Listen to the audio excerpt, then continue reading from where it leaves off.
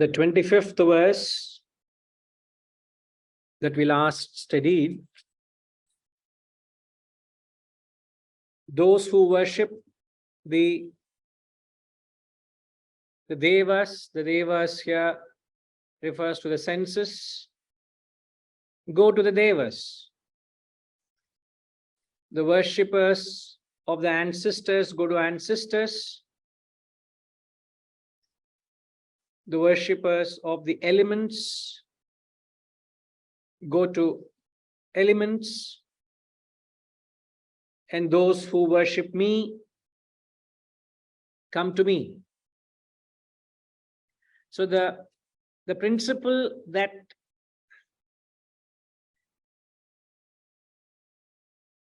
this mantra, this verse talks about is a law of attachment, which says, as you think, so you become. So the three worshippers are seeking material ends, whereas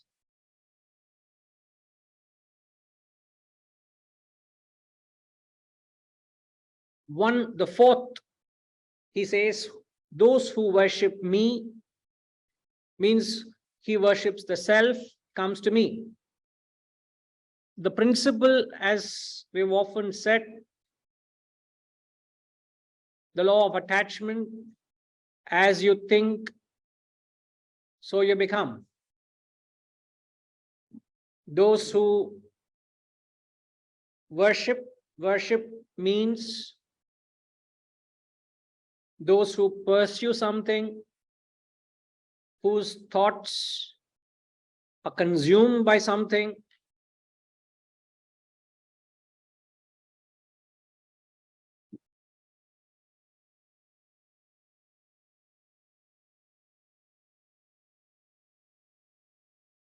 So it's the fixation of thought. Where are your thoughts fixed? Devas refers to the senses here. Those who, a majority of people in the world,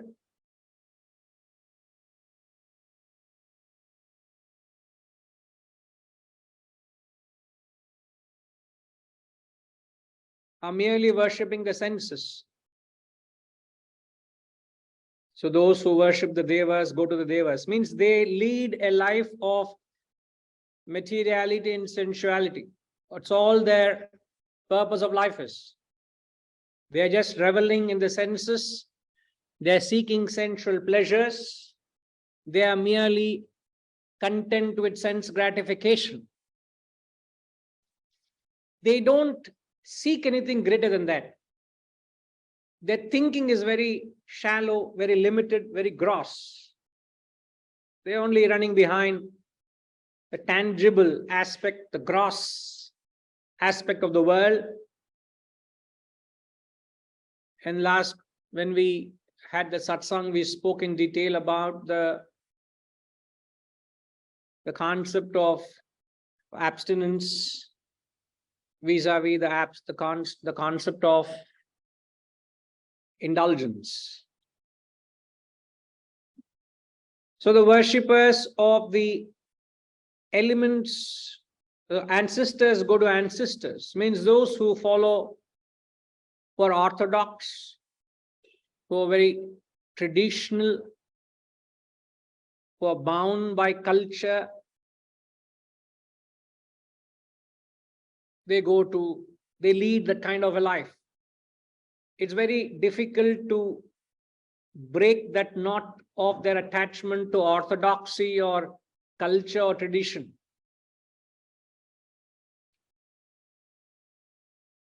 He's just saying, you may expand it beyond the aspects that he mentions.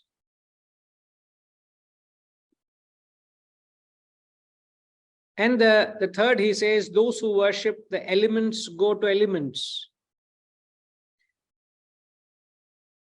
The scientists, the environmentalists, they are running behind nature. So they go to nature. They worship the elements, go to elements. But those who worship me, come to me. In effect, what it means is when you look at the vast majority, a very small minority are actually seeking the self.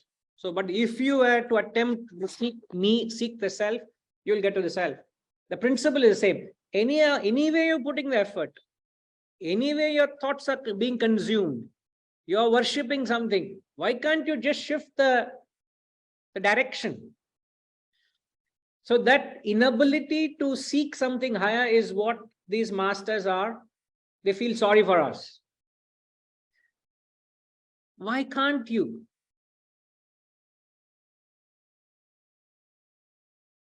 You have the potential to get to the self and you are quite content. I think it's Einstein who said, he said that you're merely content. I'm not quoting the actual words, but he says you're very content or happy merely collecting the pebbles on the seashore while the depths of the ocean lies unfathomed. The true depth of the ocean is right ahead of you, but you're just quite content with collecting the pebbles which have washed onto the shore. So hardly anybody is able to get into the real purpose, the real search. Everybody is just shallowly content, occupied with something in the world. So in order to seek this essential purpose, therefore, what perhaps is a very essential quality is there has to be an inbuilt vairagya, an inbuilt disinterest in whatever the world has to offer. We have to participate in the world, we have to live in the world, but there has to be an inbuilt vairagya, an inbuilt disinterest. Only when that inbuilt disinterest of vairagya is there, then perhaps you will be drawn inward. The search becomes serious, or you will perhaps justify and fulfill the very purpose of life.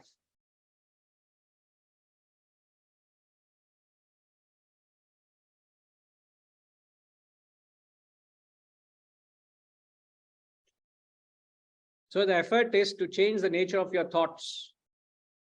If I am able to influence your thought pattern, anyway you will put in effort. The fact is, since you're going to put in effort, you'll get it. But if this knowledge can change the pattern of your thinking, and what you seek changes, it's a matter of time you get it.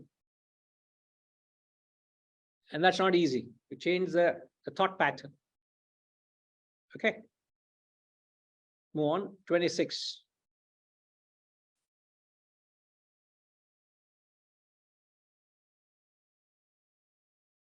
Patram pushpam phalam toyam yo me bhaktya prayachati tadaham bhaktyupahritam ashnami prayatatmanaha.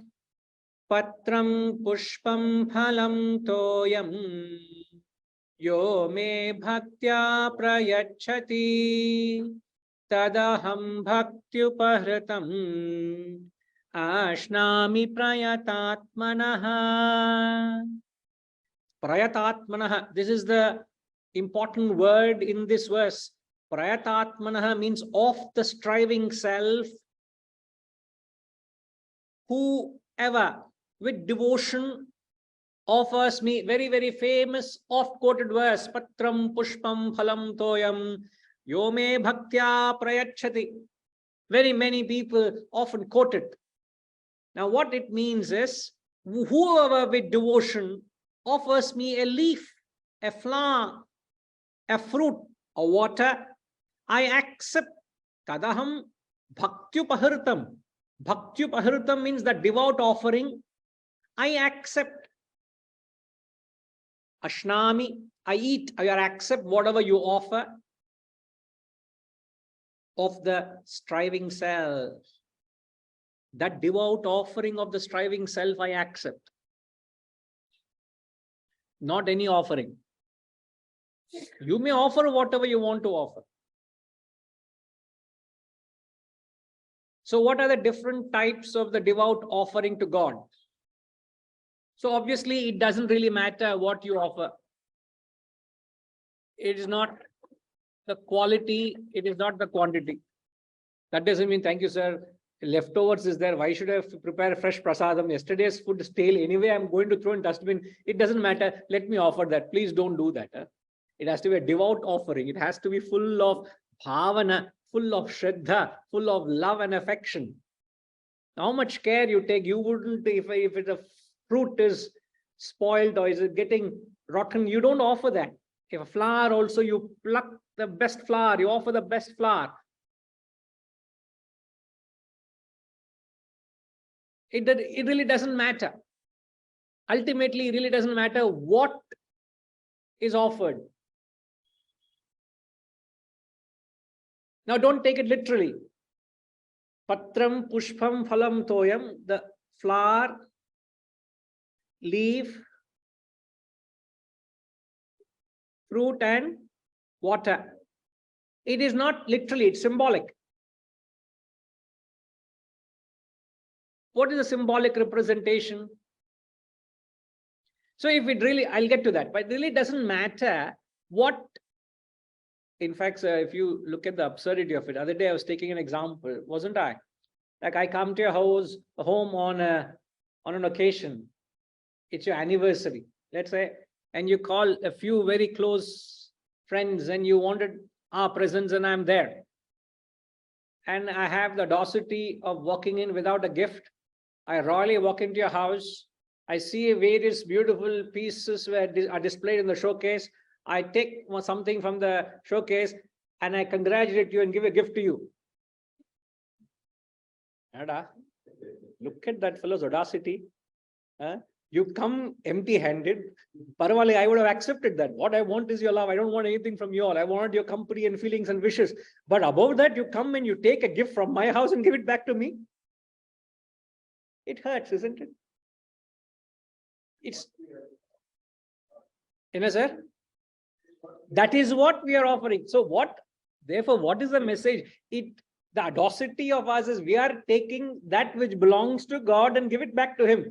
And as if we are doing a great favor to him. What absurdity. So it really doesn't matter. What really matters? So the patram pushpam phalam toyam, what is it? It is the non-essential in the offering. If you look at it, if you examine it carefully, that is the non-essential in the offering. What is essential is the bhavana or the feeling of devotion is what is essential. Is not what is offered, but how is it being offered? Many a time when you want to be of help to someone, whether be it material help, whether be it emotional help or any service you want to render, many givers fail to realize that any giving has a true value only if it is done with grace. It has to be done gracefully. If it is not done with grace, that giving is no giving at all. And what I mean by grace is it has to be given at the right time, at the right place, with the right intention. And if it's not given at the right time, the right place, the right intention, calibrating the requirements of the recipient, that giving is no giving at all. When I want to be of some help to you, it is my duty to find out what is it that you need, not what I can get rid of, or not what I can do. If I really want to be of service, and it's my duty to find out what is it that you need.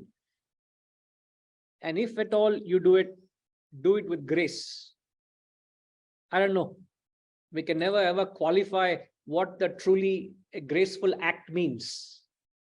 You can keep understanding, but the grace, that word grace is so, that bhavana, that Sanskrit word bhavana or the English word grace is such a broad, holistic word.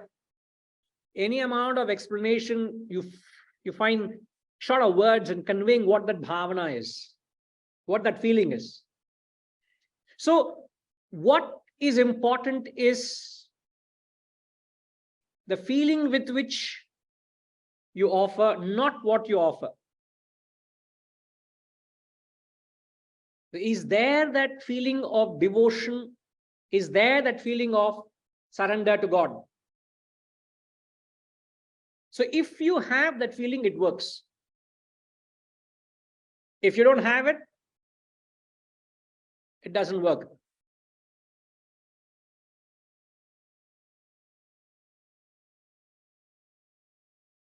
In fact, I have a very strong memory of a particular movie, a Telugu movie. I'm sure you all will recall. Very young age, that movie called Bhakta Kannappa.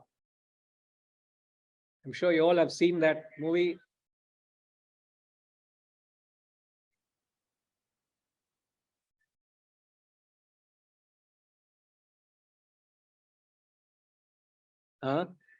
What's that?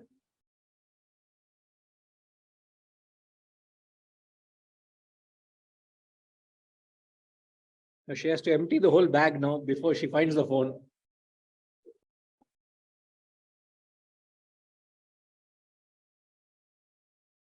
The beauty of that is I told 1 hour ago to her, please switch off your phone.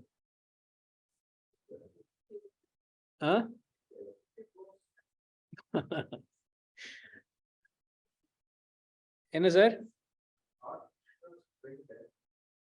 Sudama.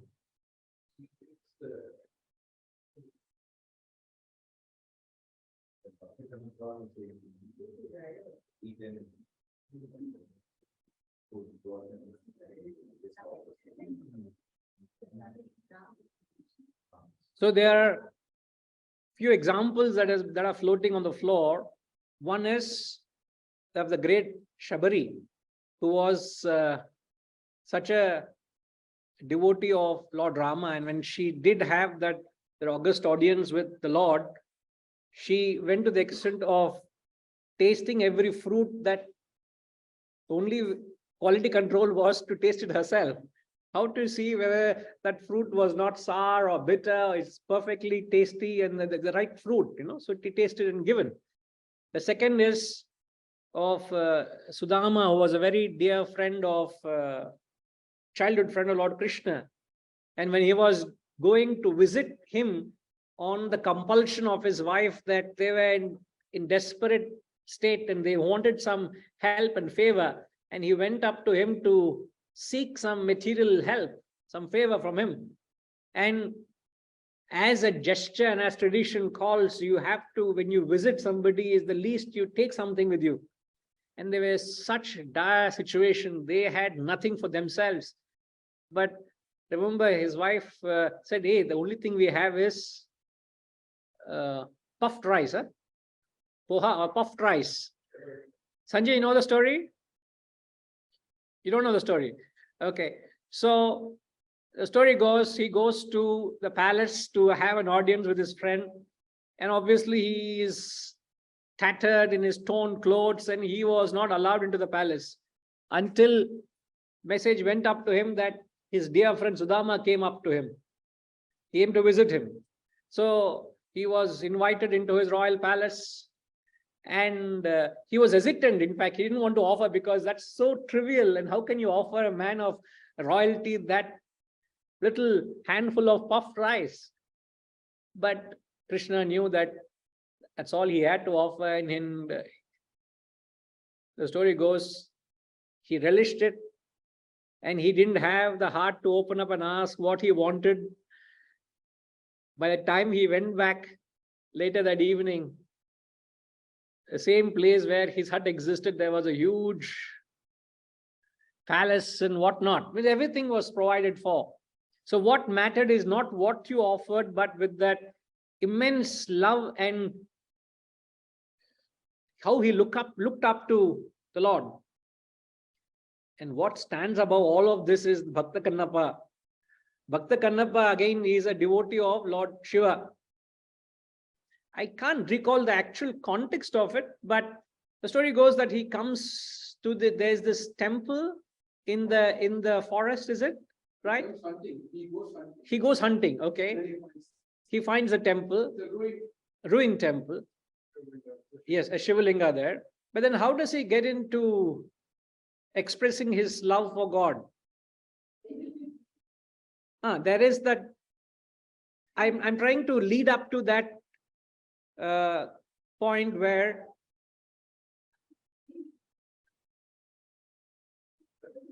much later.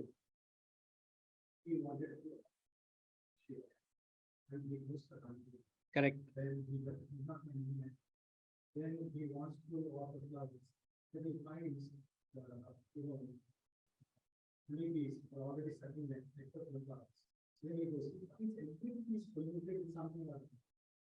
Then he actually water offering his people, and he actually given Shiva trying because of hunger. Then he says about it, then he used to like. So there are a few versions, but the climax of the thing is where, as they say, that Shiva's eye is bleeding. So he takes that, he is an archer, so he takes an arrow, he plucks his eyeball, and he plants the eye, and it stops bleeding, but the other eye starts bleeding. And if he has to remove other eye, he doesn't know how to plant it. So what he does, he takes his leg and he plants his toe where he has to plant the other eyeball. He puts his feet on Shivalinga, on the spot where he has to plant the other eye. He removes the other eyeball and puts it there. To what extent he goes. And the Lord appears. Immediately after that, the Lord appears and gives him the thing. So there are exemplary stories. So you may not see it. Dronacharya also? Ekalavya, you mean? See, Ekalavya story again has a different context and interpretation. But here we are talking about the depth of devotion a bhakta has in the offering. He offers meat, unacceptable, because he was not accepted, because you don't take meat into a prayer hall and offer. And all that he knew as a Kshatriya, he was maybe uneducated. He didn't have the know-how of a Brahmana, how to offer and what to offer. What was known to him as someone who used to eat meat, he offered what he had. He was not accepted by the society. So what it tantamounts to is, it doesn't matter what you offer. What matters is the depth of devotion or the bhavana with which you do, is the feeling that's back behind it, is that is being transported.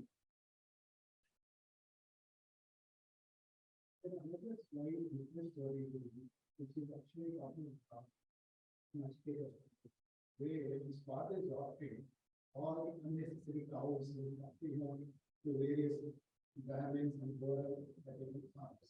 And he says that he's doing something often when he's not offering the farm, and he's not offering what he needs. Correct.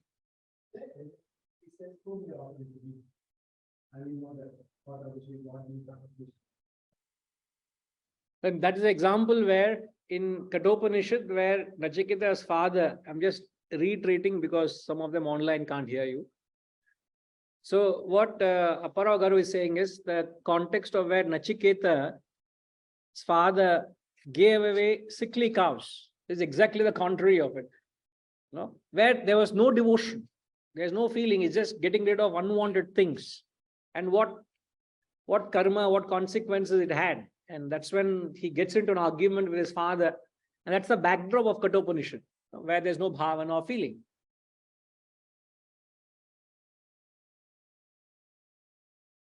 So the whole exercise is prima facie absurd. You're giving back something which belongs to God.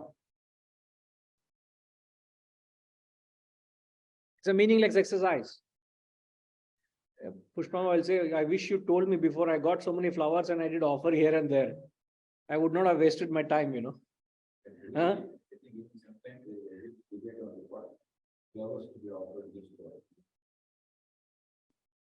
I don't want to get into that because it is again non-essentials. Once you get into the essential aspect, it is where you focus. The focus is lost. Now, but if you philosophize it, then there's a meaning. Now, what does flower mean? A flower symbolizes the vasana. A vasana symbolizes a flower. A flower has the fragrance. So the vasana in an individual defines the fragrance of your personality. What kind of a person are you? So vasana is a flower. The flower has fragrance. So the fragrance of your personality. So vasana is the insubstantial fragrance which forms the substantial personality. You are what you are because of your vasanas. And what is vasana? Fragrance. Fragrance is something. It's like if you were to expose a pure sample of camphor to open air, it volatilizes, isn't it? It disappears into thin air.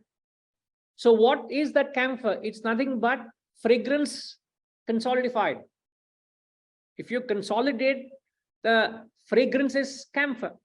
Similarly, the gross personality, the physical personality you are, is nothing but expression of the insubstantial vasanas. So the fragrance of the vasanas defines you who you are. So when you offer a flower, a pushpam, how do you offer a flower to God?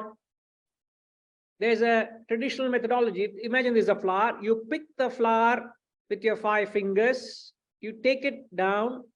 You point it upward, and then it is offered to the feet of the Lord. So it is picked up, pointed outward, and like this. Nowadays, you look at temples, they're as if they're playing rummy, you know. They're just chucking like this. Maybe they have a lot of experience. They just keep chucking like this. So the very bhavana, the feeling is how you offer it. So what does it mean? When your attention is downward, when your vasanas are pointed to the worldly avenues, you gather vasanas. Means when your thoughts are going behind the world, you acquire more vasanas. So what you do, you pick up those vasanas. When you turn it upward towards the divinity, that's what you're doing now. You pick up the flower and you turn it upward before you offer it. So the vasana which are pointing downward, which are going towards the worldly pursuits, you take it from them from there and you turn it towards the divinity. And only when the vasanas are turned upward towards the divinity and they're offered, that's when you get rid of a vasana. You drop it, you deposit.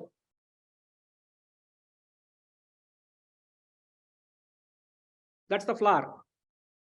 The fruit, from the flower comes the fruit, right? So if the fruit is the effect, what is the cause?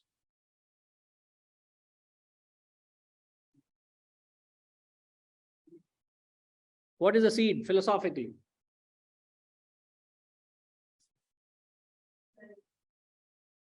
Huh? How is you got vasana? What is the effect? Is the vasana? Your actions are the cause, the vasanas is the effect, isn't it? So fruit is the effect, vasana is the cause.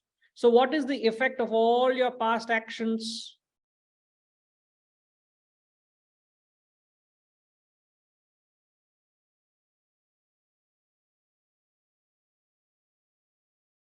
I'm saying vasana is the flower, the effect is the fruit, the total effect, right? If the fruit is the effect, the product, today you have certain vasanas. What is the cause of the vasanas? My past actions. I have performed certain actions. My past actions has produced certain effect. Isn't it? So fruit is the effect. So today I have got a certain effect. And what is the effect I have? What do I have with me today? Life. But in the context of these vasanas, what do I have? I have got a bundle of vasanas, isn't it?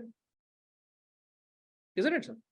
My total past unintelligent actions has created certain vasanas. So when I offer a fruit to the Lord, it means I am eradicating all my vasanas, which is the fruit of all my past actions.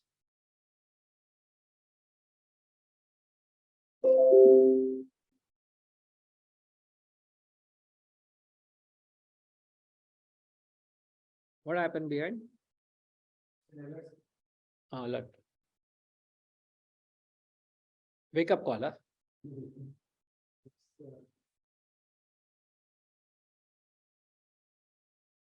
So fruit of all your past actions is being offered.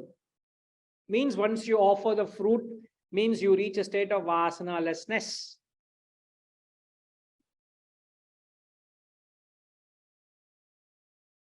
Now, leaf symbolizes action.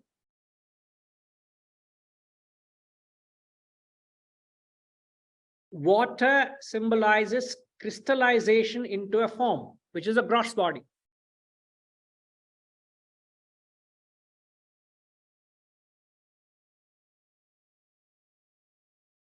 So when you offer water, you're offering your body at death. No more birth. You're giving up individuality. So water also is an essential part of any ritual.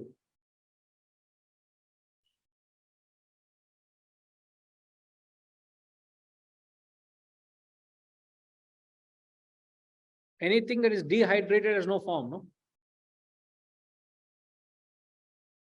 There's no water, there's no form. So when you are offering water, you take away the vasanas, there's no form.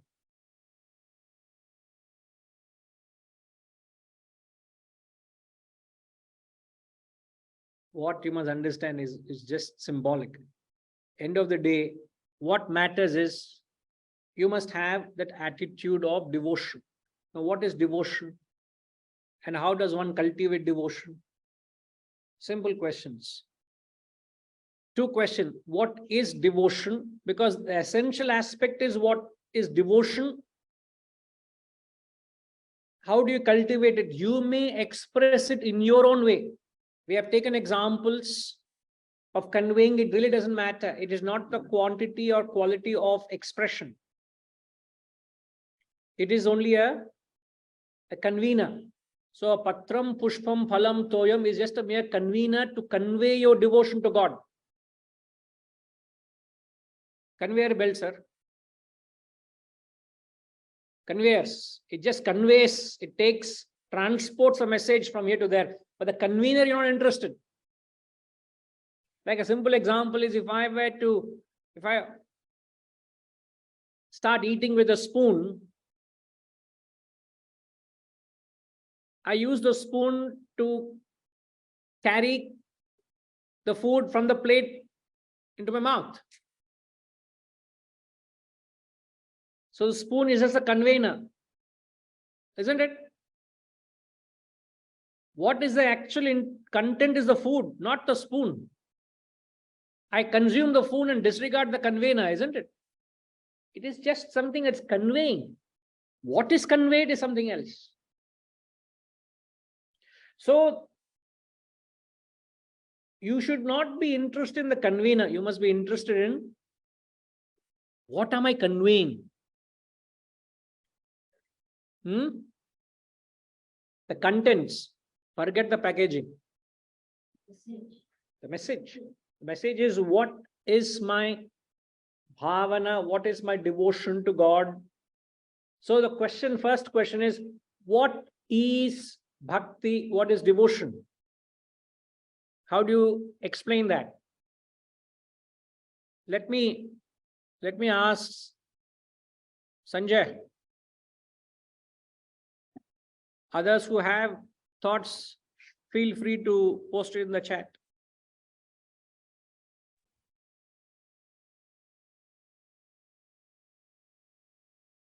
I'll be honest, that's too big a question for me. I don't know how to even start that one. You all can hear, huh? No idea. See, many people are caught up in the expression of devotion. How elaborate, how grand, how majestic, what they offer. The more attention is to that. Am I doing with bhavana is secondary. Which temple should I go? How much should I offer? What detail should be done? What, as I say, what flower or fruit should be offered? How grandly should be performed? Who all should be invited? Which caterer to call? That are all the non-essentials there. But what is the performer performing with utmost bhakti is not even thought, nor discussed, nor mentioned in the entire process. How many times you and I would perform the puja or ritual at home or occasions? Have I ever considered, man, isn't that essential element? In fact, we've taken that for granted, haven't we? The essential we have taken for granted. Non-essentials we spend so much time in preparation. So much preparation required. Which attire to wear? Then the list goes on, sir. Sanjay, you got some time to think about what is bhakti?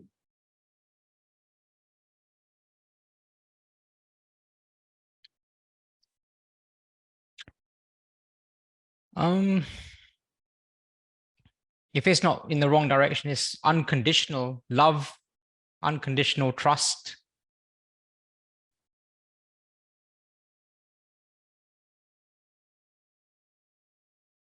To God, you mean?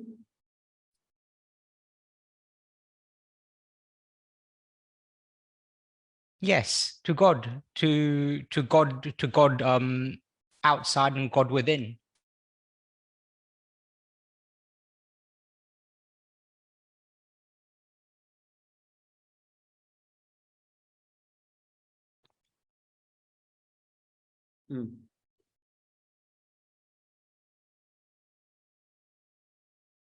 Yeah, even true love, if it comes with a condition, it's not love. If I love you because you are being kind to me, that's not love. I'm liking you because you're being kind to me. Even if you're unkind to me, if I still have some feeling for you, he has behaved that way, perhaps he was not his normal self. I know Sanjay is not like that. It's okay. I forgive him. I do that because of my love to you. That's love. Not because you're being favorable or kind or courteous to me. So it is certainly unconditional. In fact, as we understand, love and devotion are the same emotion, sir. If we are not able to understand how devotion plays a role or what exactly devotion is, it's the same emotion. It's a feeling of identification where you're able to feel exactly like other person feels, and it has to be unconditional. But the only thing is, love is towards someone in the same level or lower than you. Like you will say you love your children, don't you? You say you love your home, you love your furniture, you love your dog, you love your pet. You use that language because it's on par or lower than you. But the moment the same feelings is being directed to someone elevated than you or superior to you, you say you're devoted to your parents. You say, I'm devoted to my work. You say, I'm devoted to my guru. I'm devoted to God. The same emotion, but it's directed higher than you, it's devotion. Lower than you, it's love. On par, lower than you, love.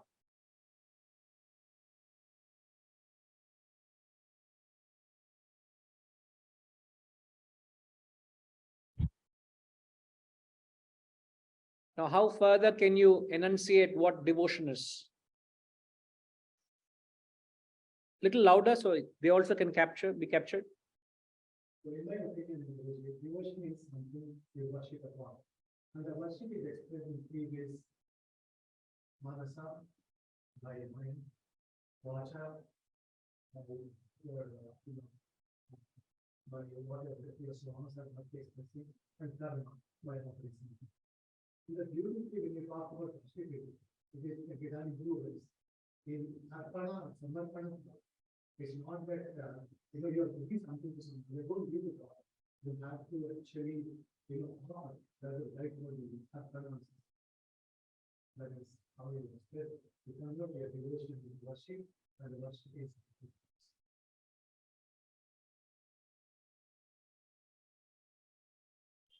You're still talking in the forms of expression of devotion. Manasa, vacha, karma means you either do it at the mental level or express it through. Sorry? All three levels. Either or all three. But you're still talking of how you express your devotion. But what exactly is devotion? It is samarpana. Yeah. You are not saying, you are not doing this, that. You are actually not in the world. Or it's in a part of it, or it is, I offer something. You're offering yourself unto God. Oh. Yourself, everything. Okay. Sir. Can we say total one point attachment to God, or one total surrender to with the object of seeking liberation? No, if you seek anything other than it, it is conditional, isn't it? Right. So devotion is complete surrender. But there is still the desire for liberation. Yeah, as good as no desire. The desire for liberation is considered as a transcendental desire. So it is no desire with reference to the worldly sense. See, surrender, if you examine the word surrender, surrender usually happens in areas of. Sorry? Battle. What do you mean battle? Battles. When enemy surrenders. No, not in that sense, certainly. But I go and surrender to a doctor. I have a physical ailment. I don't know what's happening. I go and surrender to a doctor. I have a legal issue. I go and surrender to a lawyer.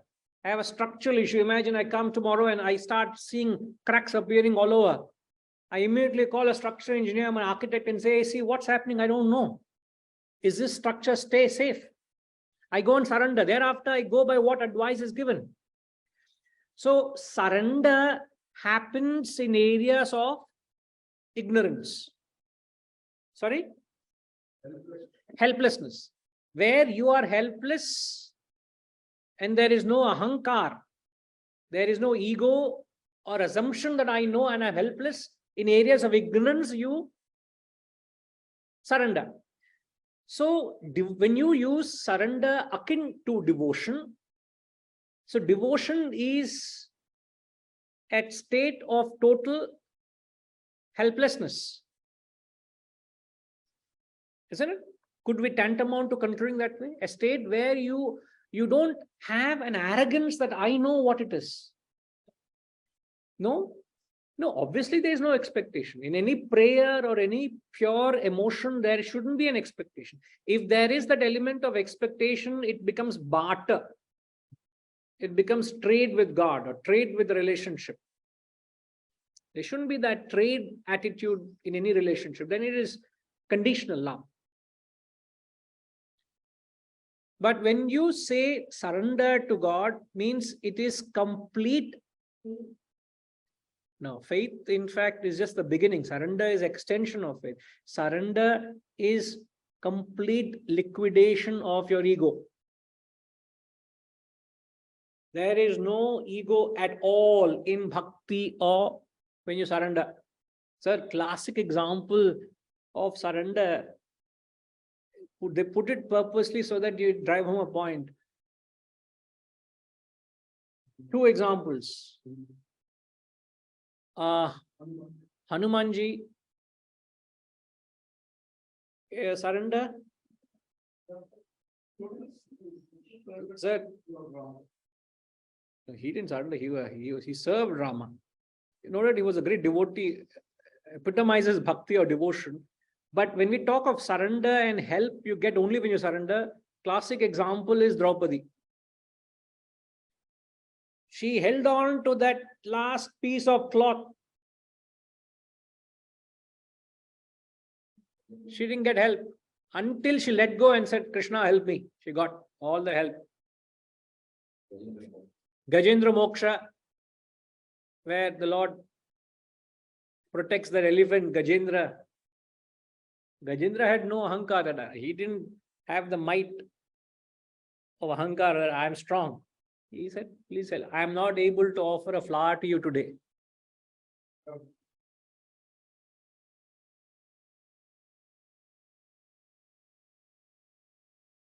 No, there may be many aspects, but what we are trying to convey is where there is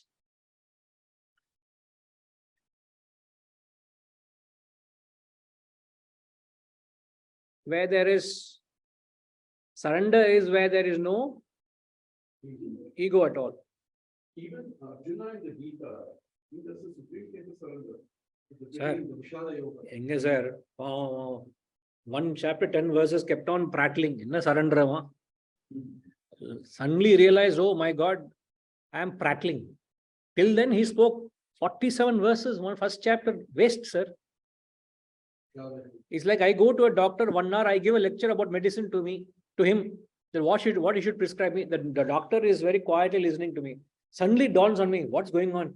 I am lecturing the doctor and I have sought consultation from him to advise me and I am lecturing to him. That was a state. So Arjuna is not but he did get help after he found how foolish he was. He said, I'm prattling. I don't know. I'm not making any sense. Please help me. So he understood his helplessness. But the first chapter, entire first chapter, can't it be seen as a list of his own symptoms? Symptom of disease. Can be, but the fact that Krishna kept quiet, what do you talk of that? A guru knows in and out, sir. You don't have to justify your act to a guru. Ilya, guru kuttu ponuna prasad sapno, we have to receive whatever is said. But he kept on justifying what he was doing. Why he didn't want to fight a war, which he found a flaw in his own reasoning. Like most of us don't make sense when we are in grief, when we are in despondent state. We don't make sense. We don't speak reason either, isn't it? So the same state Arjuna went through. But we don't take Arjuna as an example of surrender because it was not that it was contextual driven. It was situation that demanded him to seek help. It's not that he went and sought help. Unlike a Shishya would go and seek surrender and help, Arjuna didn't seek that. It was contextual. But would the same apply to Draupadi or Gajendra? They were also in context.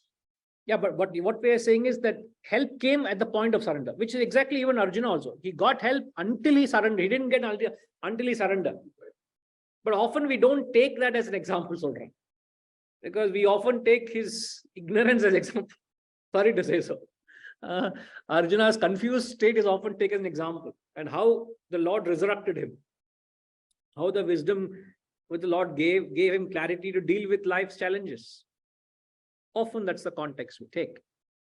However, there is a point in what you say that, once he surrendered, you get help. So devotion is an attitude of a feeling towards the higher.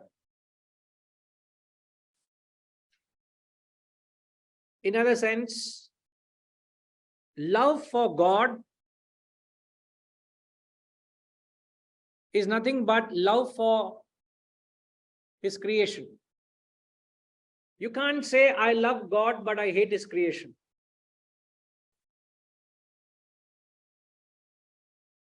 The expression of love for God is evaluated, measured, but how do you love his creation? If you want to understand that, we'll have to fall back on the poem Abu Ben Adam. Unconditional love. But Abu Ben Adam, you know the poem? Pushpama, you have heard Abu Ben Adam? Little bit you know, no? Huh?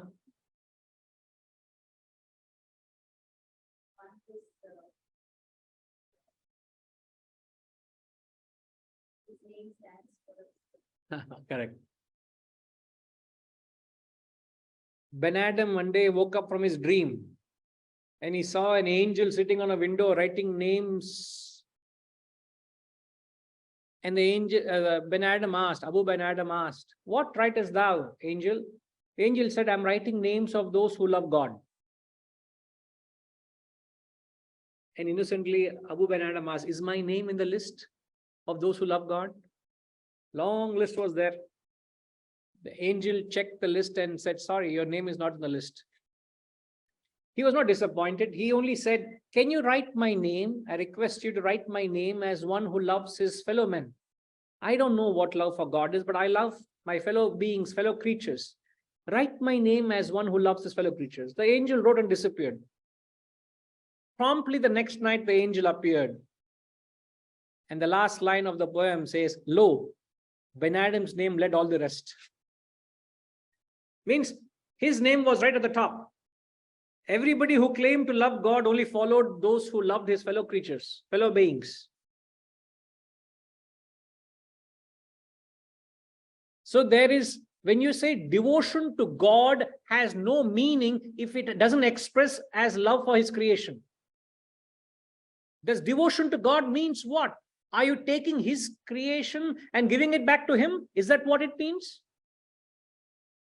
Does it mean how do you express that devotion to God? Because it is irrelevant you offer, as he says, you can offer a drop of water or a flower or a fruit or a leaf. That is good enough for me, he says. He doesn't want it. Sir, when I don't want something, you're giving and giving, what would be my attitude to you? The fellow is wasting your time, man. You're giving something which I don't want. Ilya, correct, isn't it? Is God interested in what you want? God is not interested in what you want. God is only interested in your devotion towards him, not what you give him.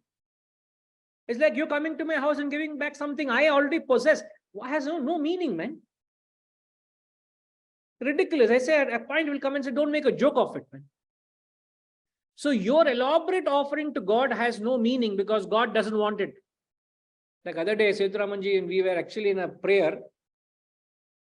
And Sethuramanji aptly reminded me in advance of this class that all the elaborate prasadam that was made is only in the pretext of what we like, not whether God is going to eat or not. So Ningla Ilya, correct, sir? Is God going to eat? Only we are going to have the prasad. Everything we only eat, not.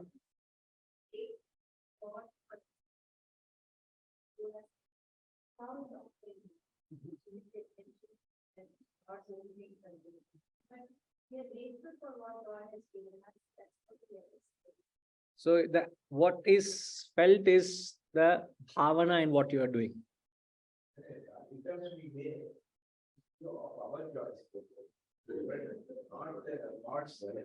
Please.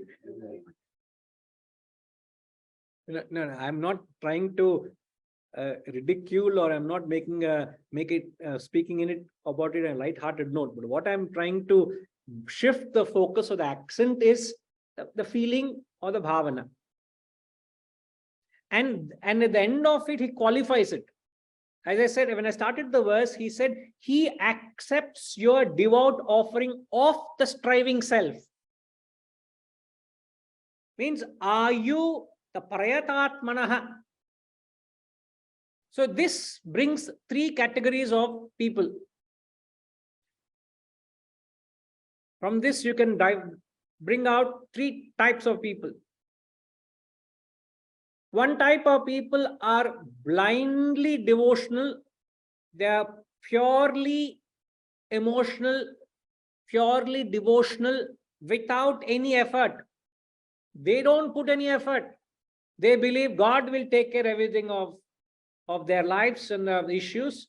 So devotion alone they express and say, God will take care of me.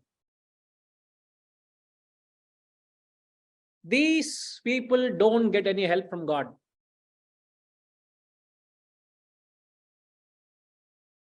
Because they are not putting any effort. These are the tamasic type of people. They only go about doing all their prayers and pujas and offerings and that and whatnot, thinking God will fall for all their offers and prayers and help them and uplift them. Nothing will happen. Tamasic people. You know, sir? Oh, whatever. That diamond leaf, diamond fruit. So you offer that by itself is of no use. The second, the Rajasic type of people, they are putting in so much of effort, but because of their effort and ahankar and arrogance, they don't have the bhakti or the devotion in them. So the ahankar or the ego becomes an impediment in them. I am the doer, karta, I am the performer. So there is no bhavana, the ego props up. There is no attitude of feeling, of seva or bhakti. The third are the sattvic type of people who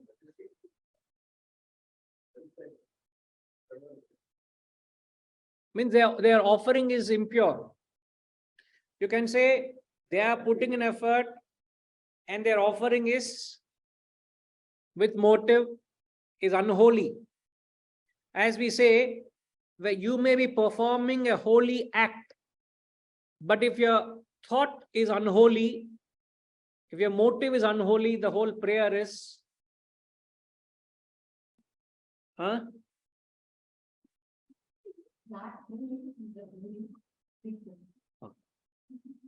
Thank God. God doesn't know a difference between black and white.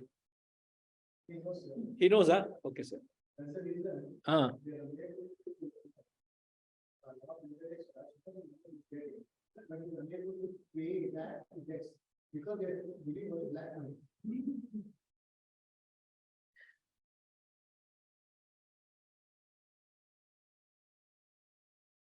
So what are we saying?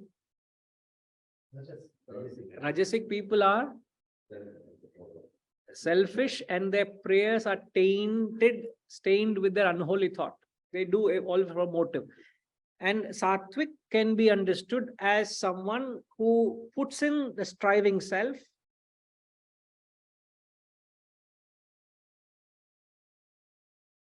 they put in the effort, clubbed with utmost bhakti, means they don't have the devotion. So devotion is primarily an antidote for ego. What is devotion and what role devotion plays is an antidote for your ahankar. Whatever ahankar or ego or I and possessiveness you have, it is meant an antidote.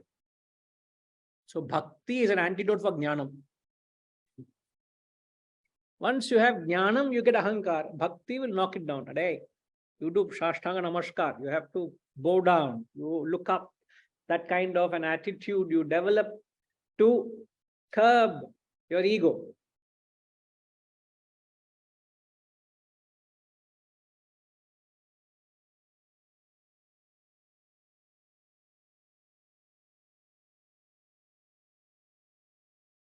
Imagine a student who is only doing various offerings but no studies. Will he be successful? Very religious fellow. He keeps going to temple, church or a mosque, various offerings is doing, devout offering. But he doesn't do any studies because he says God will take care. I remember I did all that. That's where I am where I am.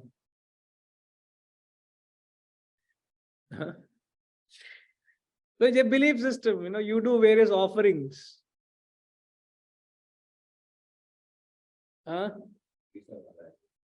Visa Balaji, what not.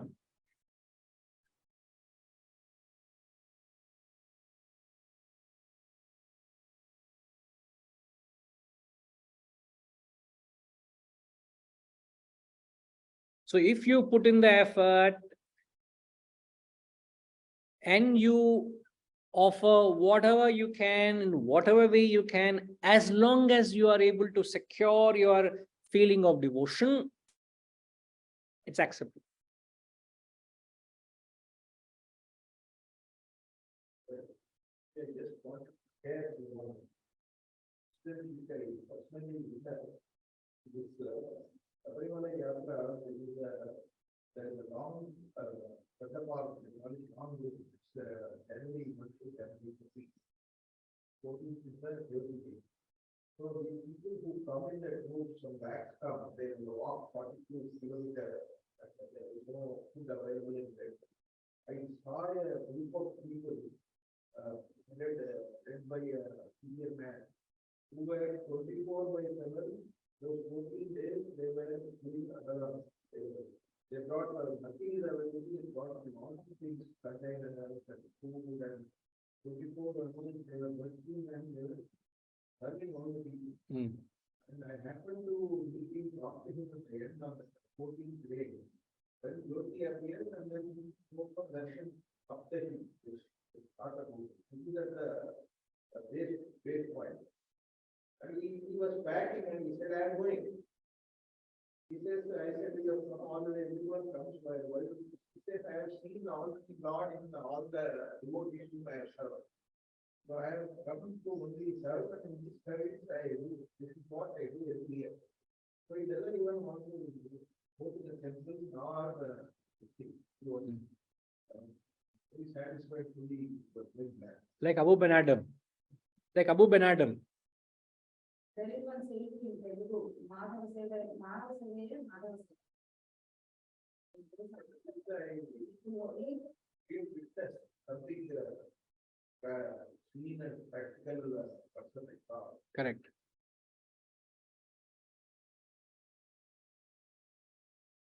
Absolutely. Devotion can be towards God or towards the creation of God or the people. So can serve with the devotion all the people who are in need. It's also like the prayer. It is. But it should not. But many a time when people get into a form of seva, it's important you don't develop a form of attachment. Unknowingly, we get bound to a particular form of service and we limit it to that.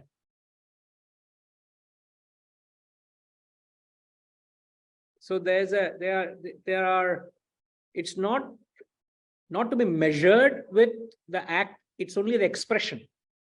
What you're doing is you're expressing a feeling. So ensure that there is that.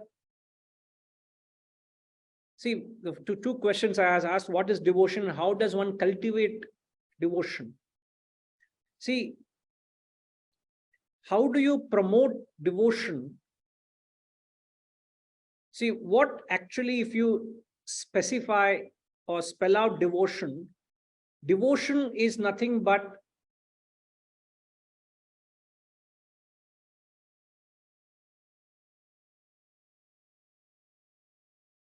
where there is no, in fact, there are no wants. When you have that feeling of devotion, you are extremely thankful or grateful for what you already been provided. Bhakti, therefore, is an awareness of what you have with you. Bhakti is to take a stock of what you have been blessed with and express it with an attitude of gratitude. 1 minute. Bhakti is where you feel truly contented. Yes, contented, you're saying? Contented because you know what you have. I have been blessed with so much. So you are aware of what providence has given you. So in fact, the opposite of bhakti is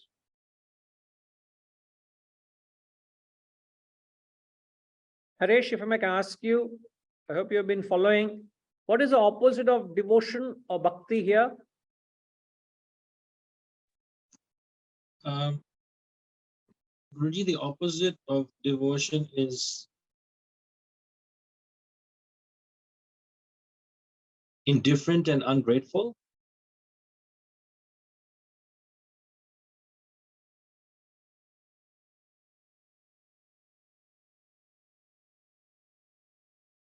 Like I said, when you have bhakti, you are so contented. You are thankful for what providence has provided you, right?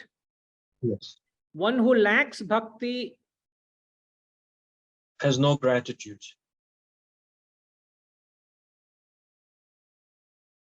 you're not thankful, you're not grateful for what you have, then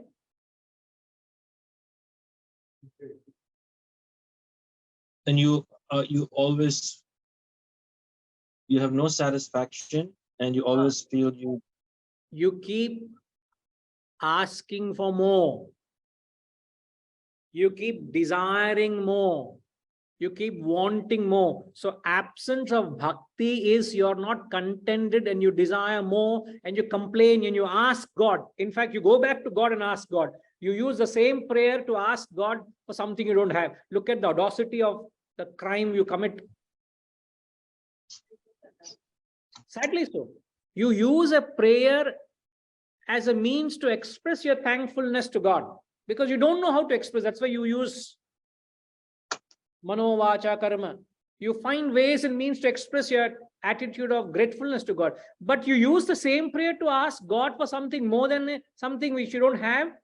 Isn't that a crime?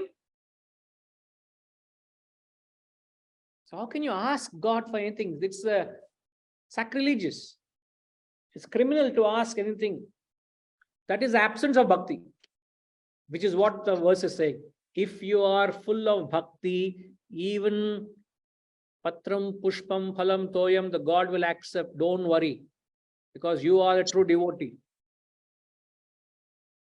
So the true bhakti is, there's absence of wanting, absence of desire. That one way you can test yourself. Oh, I am very devoted. If I were to claim, how much of wanting is there in me? So there is no more want. It may say, oh, I know I may not have a material want, but I may have a emotional want. I may desire something intellectual, curiosity.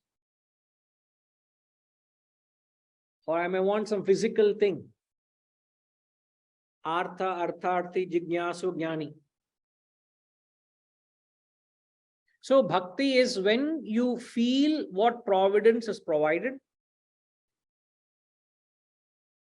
and you feel paripurna content, and then you find ways and means how you can express your gratitude for what you have. That is bhakti.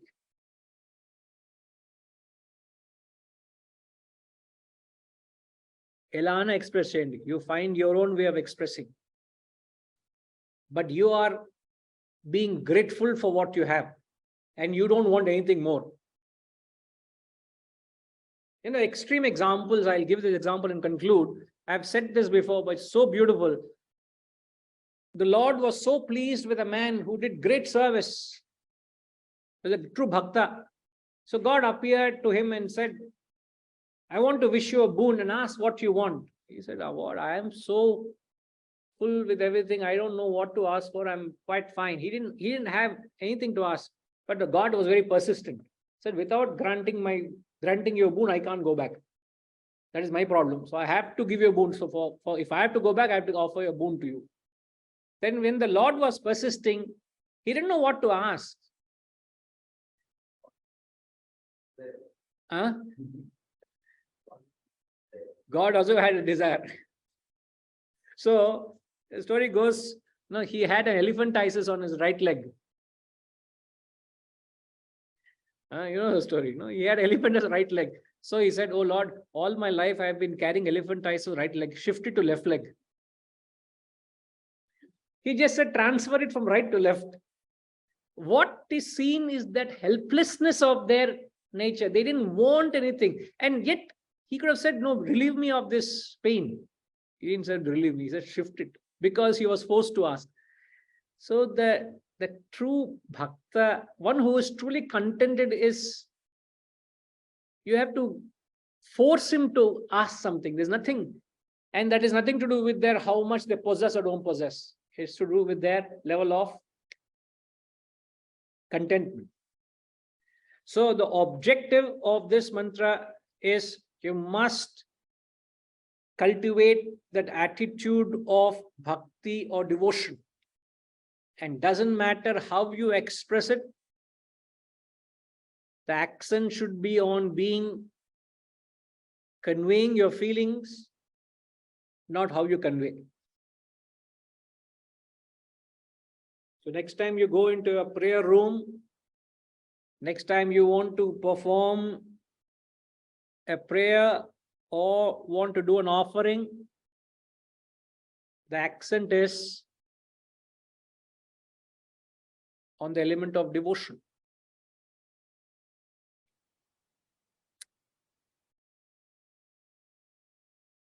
No wonder this verse is very famous, because it has a deeper meaning than the mere superficial what a flower or fruit or leaf symbolize. Okay. We'll come back. Om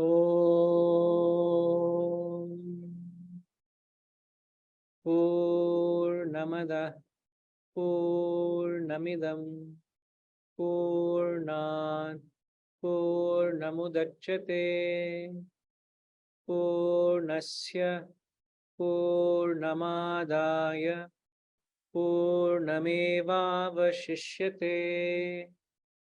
Om Shanti Shanti Shanti. Hari Om. Shri Gurubhyo Namaha. Hari Om.